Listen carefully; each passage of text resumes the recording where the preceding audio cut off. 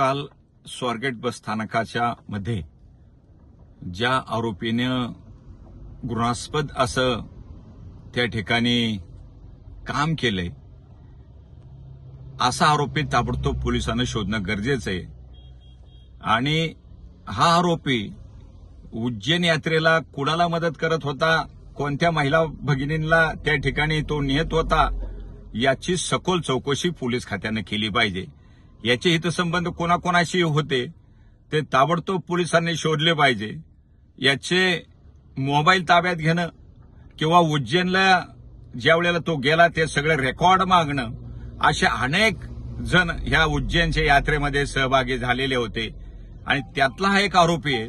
त्यामुळे अशा आरोपीला फाशीची शिक्षा होणं गरजेचं आहे आणि पोलीस खात्यानं संबंधित त्या आरोपीला ताबडतोब शोधून त्याच्यावरती कारवाई करून हा कोणाकोणाच्या घरी जात होता, याचे हितसंबंध कोणाकोणाशी जोडलेले होते ते शोधणं गरजेचं नाही। त्या हितसंबंधितावर पण कायदेशीर काही कारवाई करता येते का याचा पण शोध पोलिसांनी घेतला पाहिजे। शोधून त्याच्यावरती कायदेशीर कारवाई म्हणजे फाशीची शिक्षा दिली पाहिजे असं या ठिकाणी मी माझं मागणं मांडतो। ताबडतोब पोलीस खात्यानं त्या संबंधित आरोपीला शोधलं पाहिजे।